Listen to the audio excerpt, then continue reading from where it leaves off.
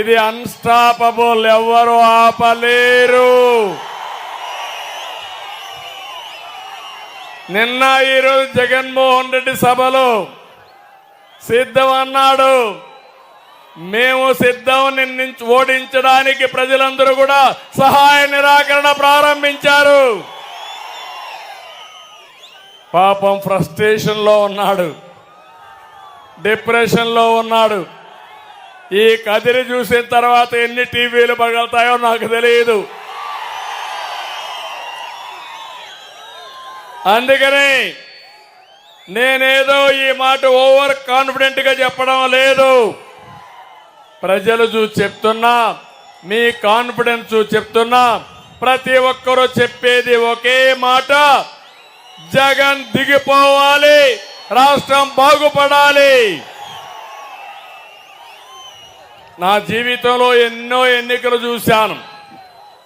ఇలాంటి ఉత్సాహం ఉండే ఎన్నిక 1994లో చూశా. ఆ రోజు కాంగ్రెస్ పార్టీ పూర్తిగా ఓడిపోయి మొత్తం తెలుగుదేశం పార్టీని గెలిచాం. ఈరోజు నేను మిమ్మల్ని కోరేది, నేను మీలో ఒక చైతన్యం తేవడానికి వచ్చాను.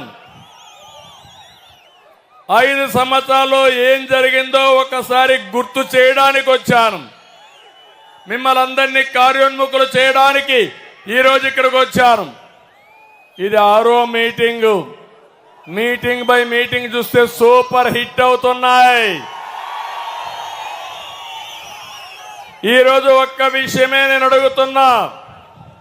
జగన్మోహన్ రెడ్డి నమ్మిన వారిని నిలువున ముంచే మోసకారి. దీనికి ఉదాహరణ ఈ రాయలసీమ. ఎన్నికల ముందు మీకు మాటలు చెప్పాడు, విశ్వాసం కలిగించాడు.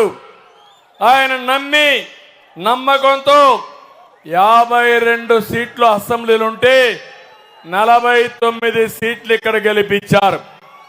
గెలిపించారా లేదా? అతను చేసిన పని నెత్తిన చెయ్యి పెట్టాడు, బుగ్గలు నిమిలాడు, ముద్దులు పెట్టాడు. మీరు ఐస్ మారిగా కదిగిపోయారు. మంచి మనసున్న మీరందరూ. ఇప్పుడేం చేశాడు? నేను అడుగుతున్నా మిమ్మల్ని అందరినీ, మీకోసం జగన్మోహన్ రెడ్డి రాయలసీమ కోసం ఏమన్నా ఆలోచించాడా? నేను రాయలసీమ బిడ్డనే, ఈ గడ్డ మీదనే పుట్టా. నేను సవాలు విసిరు